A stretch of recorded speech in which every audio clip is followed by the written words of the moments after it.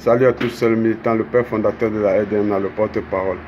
Monsieur le président du Congo, Congo-Brazza, sachez que si vous vous engagez à être le porte-parole des Noirs, ça veut dire que vous allez défendre la cause des Noirs. Mais à défaut de ça, si vous vous sentez incapable, vous pouvez la boucler et continuer à mater votre peuple et vous enrichir avec votre entourage.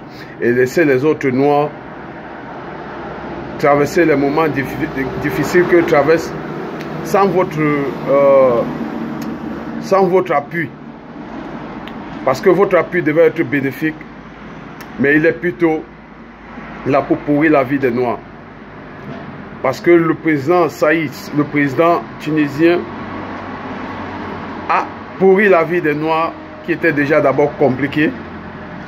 Et vous venez être son porte-parole.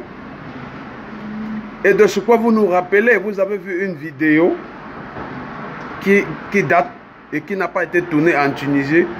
Et les gens ont retourné ça contre la Tunisie. Est-ce que c'est votre rôle, monsieur le président? Ce n'est pas votre rôle. Monsieur le président tunisien, il a causé du tort aux Africains, aux Noirs dans son pays. Et le moment est arrivé qu'on fasse des comptes qui se justifient. Mais c'est un Noir encore qui vient faire sa couverture, faire sa protection. Mais quand est-ce que nous allons sortir de cette souffrance-là? Que c'est le Noir qui doit combattre le Noir. Tu nous fais comprendre que non, les propos du président tunisien ont été transformés. Mais est-ce que vous savez un seul instant qu'il y a des gens qui ont travaillé plus de 10 ans en Tunisie, qui sont retournés en Côte d'Ivoire et ils ont tout laissé derrière eux? Est-ce que vous avez pensé à ça? Vous savez que les vies, ils doivent recommencer. Quand vous êtes dans votre petit confort là, essayez de penser à ceux qui sont dans la merde. Le président tunisien, il a déclaré quelque chose. Il a dénoncé en même temps. Moi, en tant que Noir, il y a certains points là où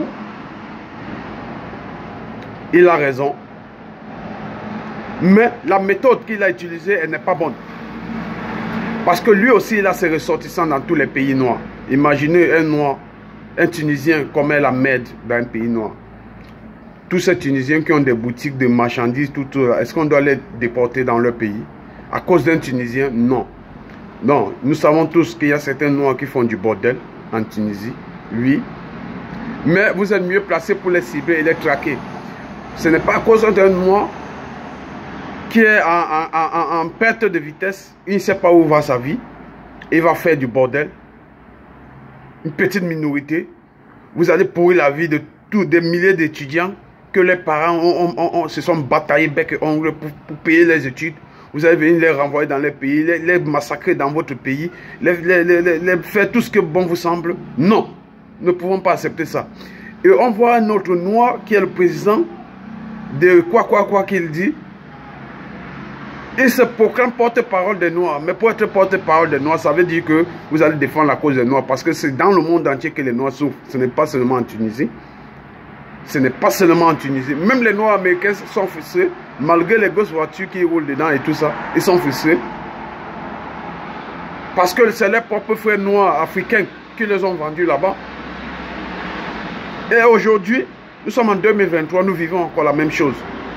Et par quelqu'un qui ne manque de rien.